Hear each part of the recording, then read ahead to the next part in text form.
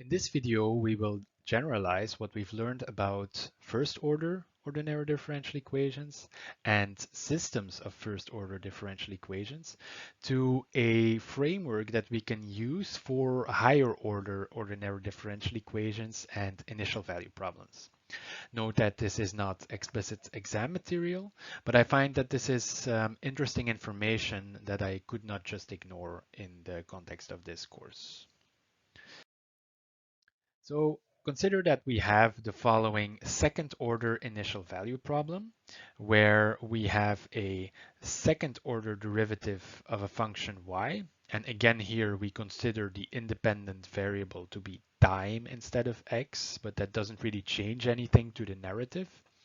So we have this second order derivative of the function y, which is a function of time, of the function itself, the function y of t, but also of the derivative of y, so the dy dt.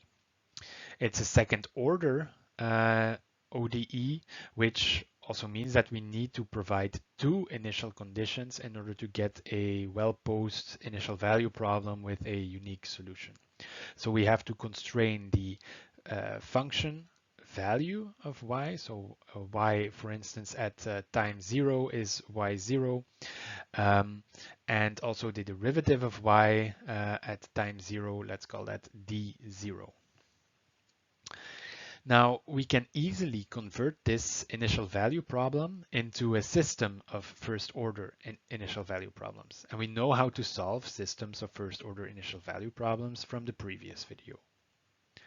So if we define the vector z with components z1 of t and z2 of t, where we define, let's say, z1 as the function y and z2 as the derivative of the function with respect to time. Well, then we can write the derivative of this vector z as follows.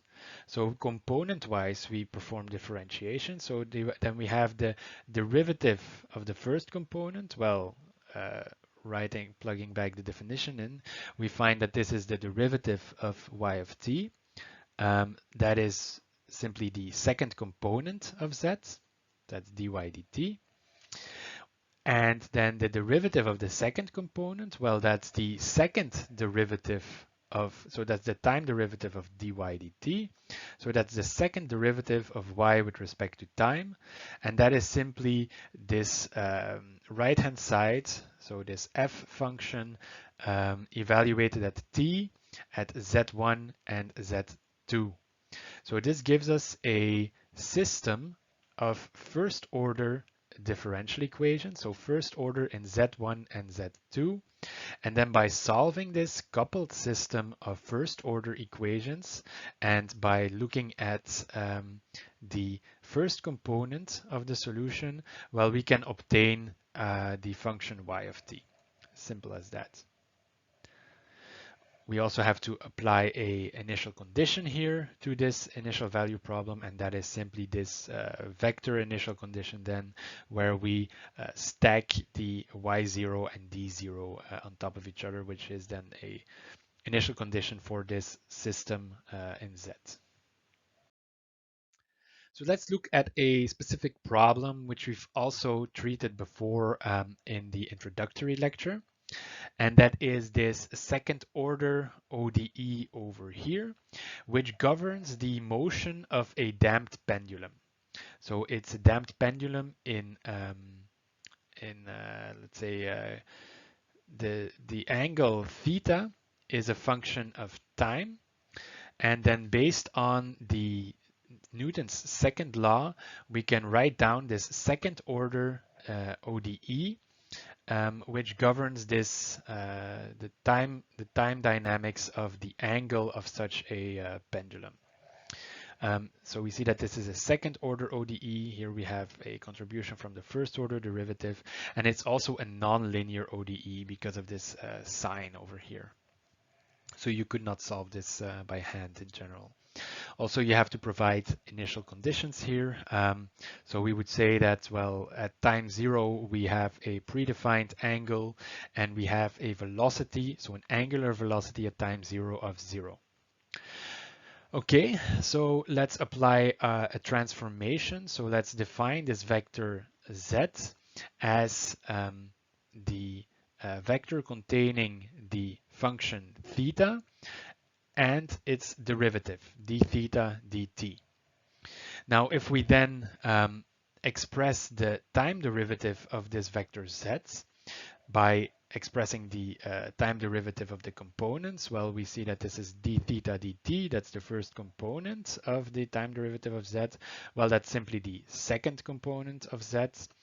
And then the time derivative of the second component of z, well, that is simply the right-hand side of this ordinary differential equation, which we can express as function of the components of z. So this in total, combined with the initial condition for both z1 and z2, this in total is a system of two first-order ordinary differential equations, which we know how to solve using the methods from the previous chapter. Now, in the next slide, I will show you how to implement such a thing in MATLAB and how to interpret results for a damped pendulum like this. Let's now try to solve a second order system, so this damped pendulum problem, a second order problem, by converting it to a system of first order equations. So we start from a single second order equation and convert that to a system of first order equations. We already know how to solve systems, which was the topic of one of the previous videos. So let's just make a new script here. And we can reuse that solver that we used when we were looking at this SIR model. Okay, well, this is a script for solving a second order damped pendulum problem. This damped pendulum problem, well, what did it look like? Well, we have that the second order derivative of theta is equal to minus damping coefficient divided by a mass times the first derivative of theta minus the gravitational constant divided by L times the sine of theta. We could convert this into a system of first order equations by defining, and let's call this vector z. Z as follows. Z is then, the first component of z is simply theta, and the second component of z is the first derivative of theta. Then the second order ordinary differential equation boils down to the following system. We have that then dz1 d theta is d theta dt, so that's simply z2, and we have that dz2 d theta, well, that is the second derivative of theta here, so this will be minus c over m times d theta dt minus g over L times sine of theta, or if we write this as a function of z, this is minus c over m times z2 minus g over L times z sine of z1. Okay, so I just wrote this as comments such that we can easily put these ODEs into MATLAB a bit later. Now, how do we proceed here? Well, let's just start with the call to the time integrator actually. So we say we want as outputs a time vector, a solution vector, and let's call the solution vector z or z instead of y. It doesn't really matter how we call it. And we will use this ODE mod Euler system function that we wrote for the SIR model.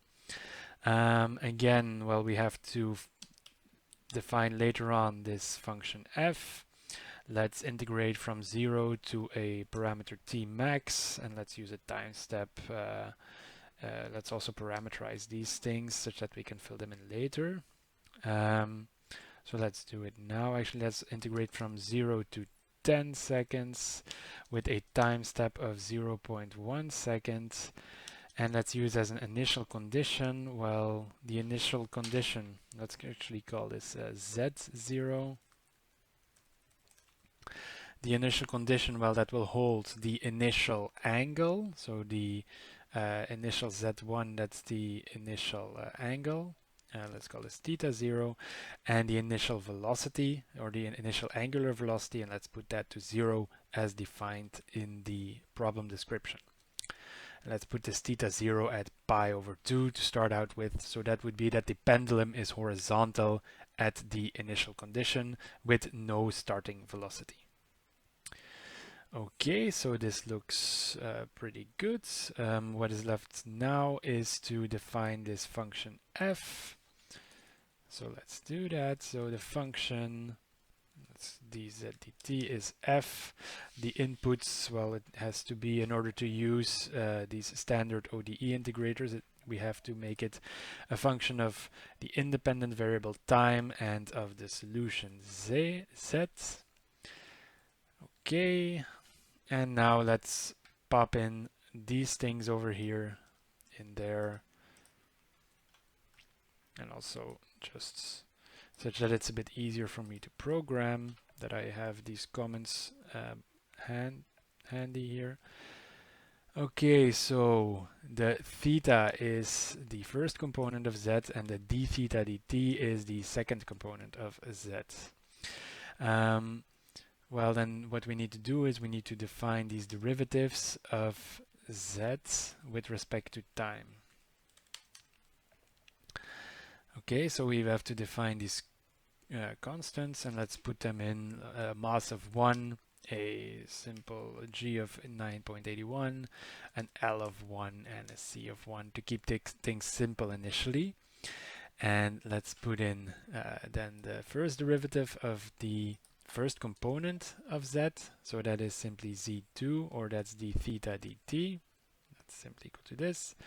And then the second component here, well, that's minus c over m times the d theta dt minus g over L times the sine of theta.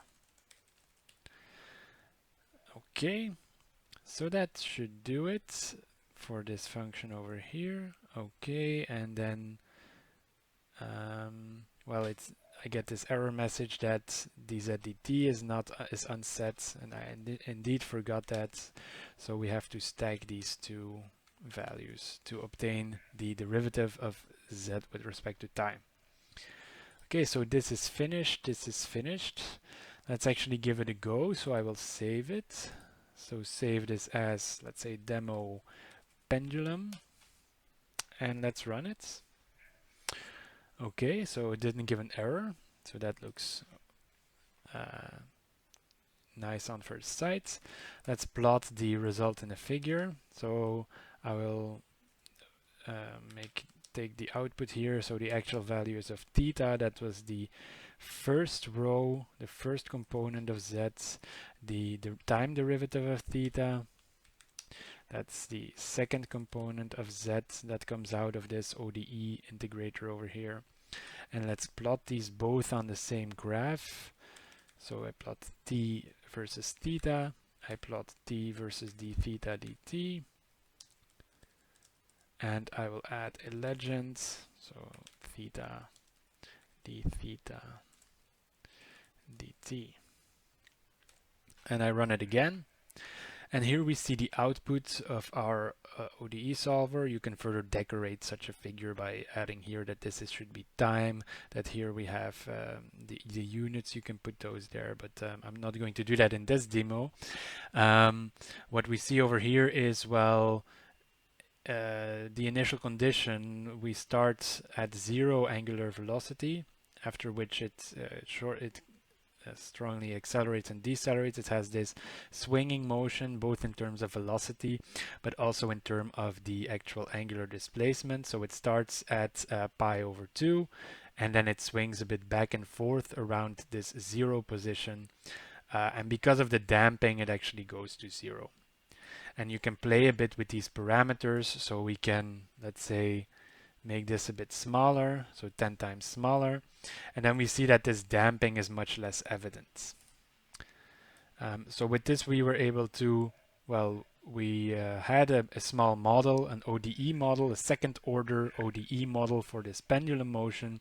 We converted it to a system of first order ODEs, and it was very straightforward to program this into MATLAB because we already have this ODE solver. So with that, I close this this demo, and this just shows you how you can solve higher order problems also with the use of MATLAB.